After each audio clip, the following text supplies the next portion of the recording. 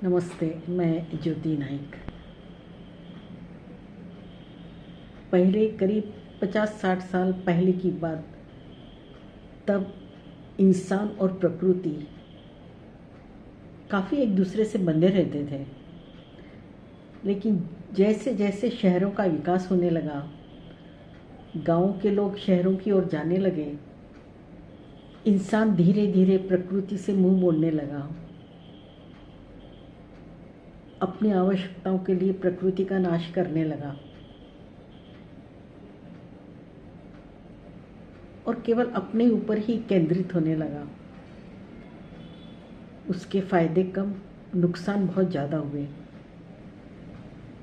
प्रकृति जो हमें बचपन से हमारे साथ रहती है और जो सिखाती है, वो उम्र के अंतिम दौर तक प्रकृति के साथ रहो तो बहुत कुछ नया सीखने को मिलता है। वो एक खामोश गुरु है जो आपको हमेशा कुछ न कुछ सिखाती रहती है। उसी के ऊपर रचना है और शीर्षक है वो चिड़ैया। उड़ती उड़ती चिड़िया आई, नन्ही सी छोटी सी चिड़िया थी। खिड़की के कांच पर बैठी पुकारने लगी, खोलो ना खिड़की, खोलो ना खिड़की। मैंने उसकी आवाज़ को नज़रअंदाज किया। इतने में मेरा पोता आया। उसने मेरी तरफ देखा और फिर हल्के से खिड़की खोल दी।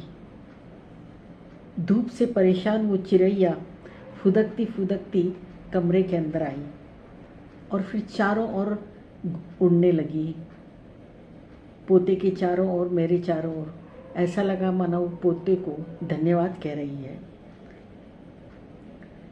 थोड़ी देर बाद वो उड़कर बाहर आई और फिर वापस आई तो उसके साथ एक और चिड़ैया थी। उनकी चोंच में घास का एक तिनका था।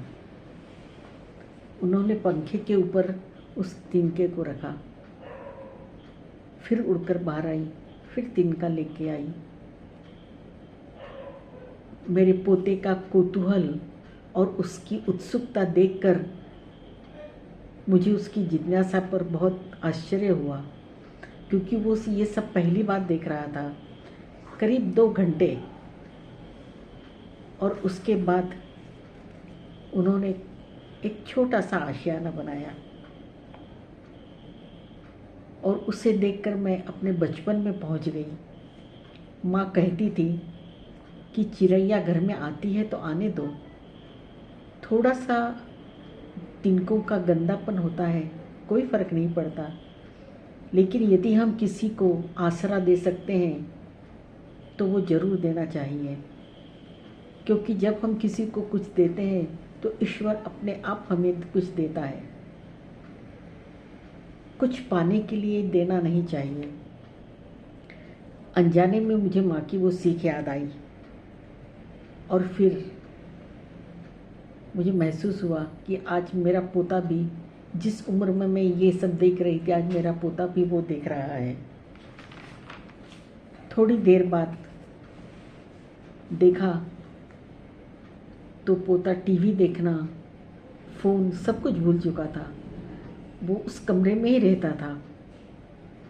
पढ़ाई और फिर उन दोनों चिड़ियाओं का आना जाना, उनका एक दूसरे से चहचहा कर बातें करना, उसको एक अलग एहसास होता था।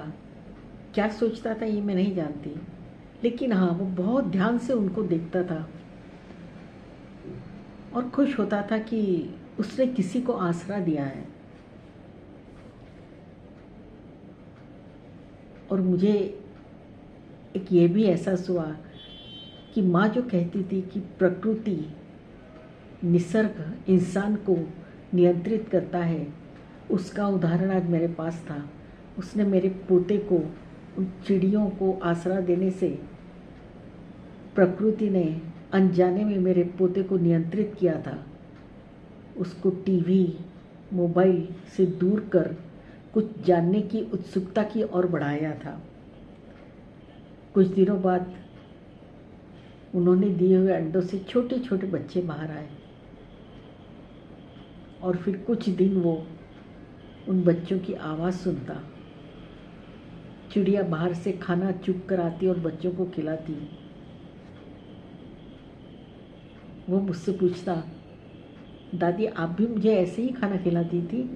मैंने कहा हाँ, हर माँ बाप दादा दादी अपने बच्चों को पोते पोतियों को ऐसे ही खाना खिलाते हैं, क्योंकि तुम खुद अपने हाथ से खाना नहीं खा सकते।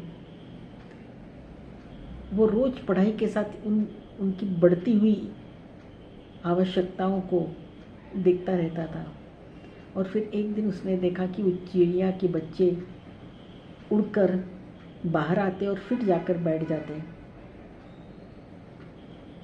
मैंने उससे कहा, जानते हो जैसे तुम चलना सीख रहे थे ना, गिरते फिर हमारा हाथ पकड़कर खड़े हो जाते, वैसे ही ये उड़ना सीख रहे हैं। और फिर एक दिन उड़ते उड़ते वो बच्चे खिड़की के ऊपर बैठे और उड़कर बाहर आए। पोता काफ़ी देर तक राह देख रहा था कि वो शायद वापस आए, लेकिन वो वापस नहीं आए।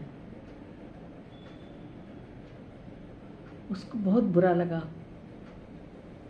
थोड़ी देर बाद उसने देखा कि वो दोनों चिड़ैया वापस आकर खिड़की पर बैठे हैं और उतनी ही खुशी से एक दूसरे से बातें कर रहे हैं जैसे पहले करते थे। उसने मुझसे पूछा कि दादी उनके बच्चे तो उड़ गए, फिर ये इतने खुश क्यों हैं, इन्हें बुरा नहीं लगा? तो मैंने कहा, बेटा ये प्रकृति का नियम है। जब बच्चे बड़े होते हैं तो अपने जीवन जीने के लिए बड़ों को उन्हें आगे जाने देना चाहिए, रोक कर नहीं रखना चाहिए। इससे उनकी जीवन की गति कम हो जाती है। और वैसे ही वो दोनों चिड़ियों ने किया।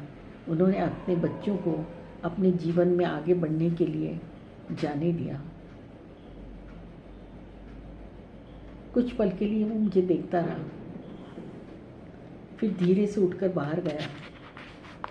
शायद मेरी कही हुई बातों को समझने की कोशिश कर रहा था या अपने दुखी मन को समझाना चाहता था। कुछ देर बाद अंदर आया, मेरा हाथ पकड़कर बैठा, फिर बोला, मैं भी ऐसे ही करूँगा क्या?